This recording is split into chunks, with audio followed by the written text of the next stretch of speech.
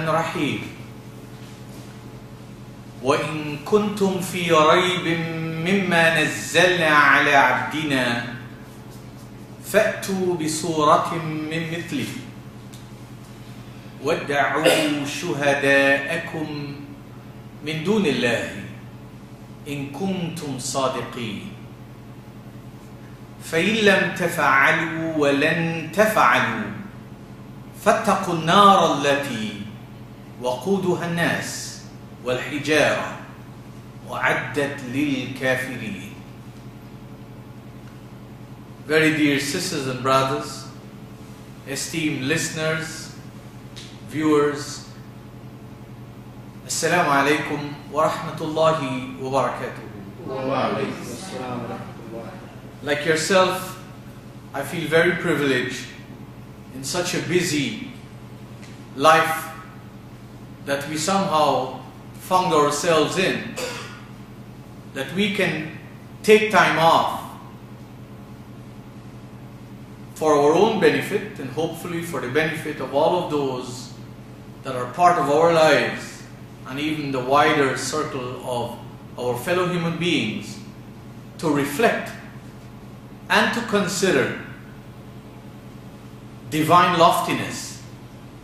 Hopefully we can see the sense in it all and irrigate our souls and our lives, that our today will be far better than our yesterdays, and hopefully there's a future, a brighter one for all of us.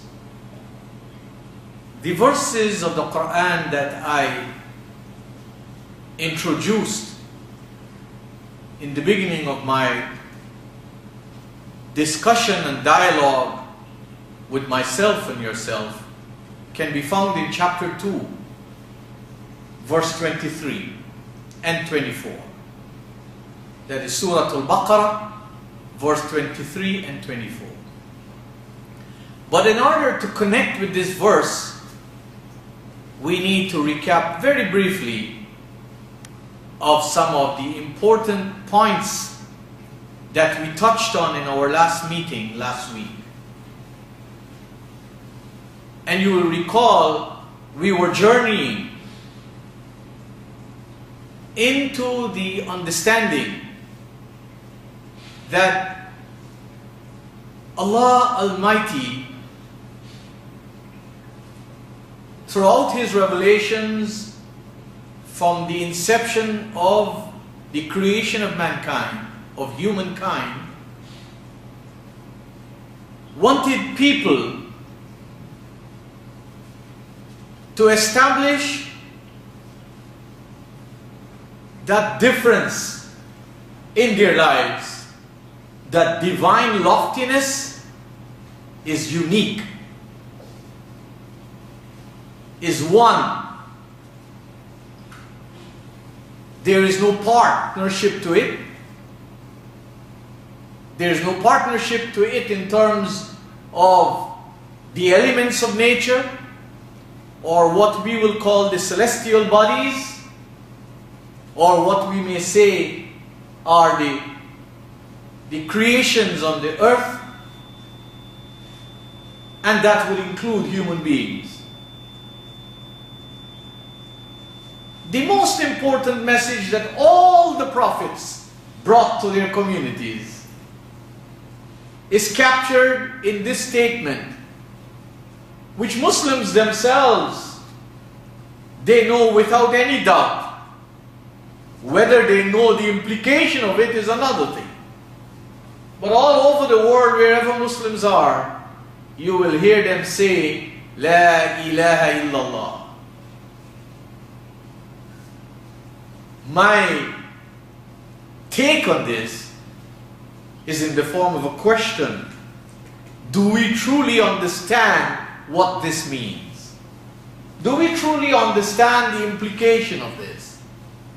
And to summarize it and to put it in a language where you and I can relate with, what it means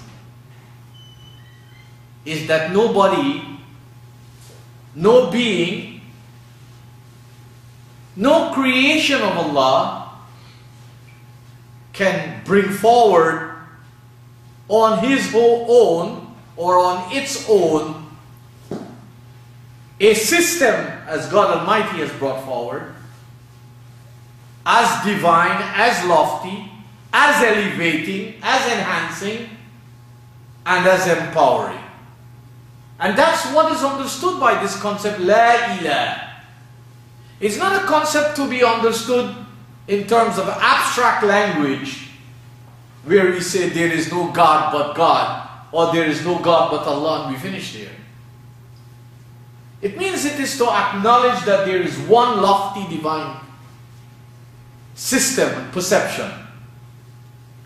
And that's what all the prophets and messengers came to inform society. Because it is easy, as it was easy, for every society before the prophet and every society after his, for individuals and families and groups and tribes and clans to fall a victim of such propaganda, where they take themselves, where they take their fellow human beings, where they take the elements of nature, and they take the very creations that have been created by this magnificent creator. They take it instead as another God. And that's what the Qur'an has been emphasizing to me and to you in so many different ways, and which over the weeks I've been trying to explain. There can be no partnership to any humans. There can be no partnership in the divine system of Allah. No partnership is befitting any human. Even people whom God has blessed and are known to us as prophets and messengers, even they have no share in this divine loftiness. And all of them were so honest and so truthful. And that is, as they became so elevated to the status of prophethood and messengership, there was one thing that stood out. They did not adulterate divine loftiness. That's an example for all of us.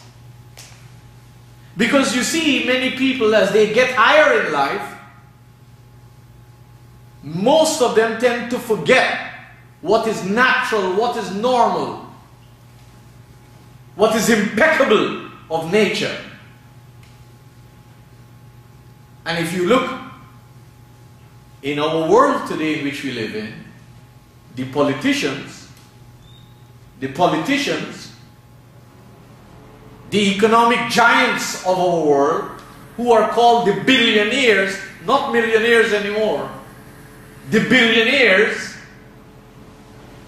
the movers and shakers of society, who influence social institutions, who influence educational institutions, who influence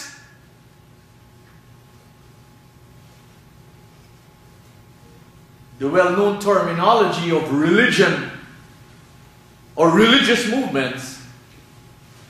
Many of these people, as they become very high in the eyes of people, especially prominent with politicians and economic giants and people with a lot of power and clout in society, they tend to lose touch with divine loftiness. And that's the challenge always for me and for you. The opposite should be possible. That as you and I grow older, as you and I grow wealthier, as you and I grow more intelligent, as you and I grow more ambitious,